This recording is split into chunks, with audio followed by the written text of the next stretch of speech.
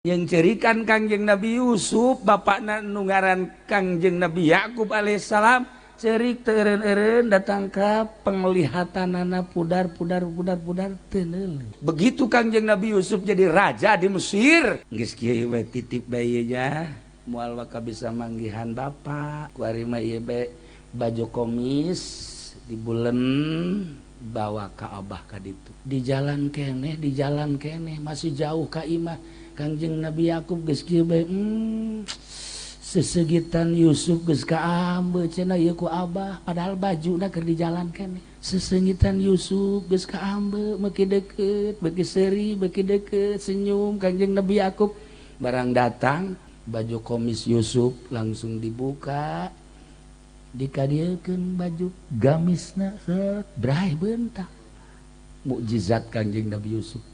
komisna bisa ngabentakeun jelema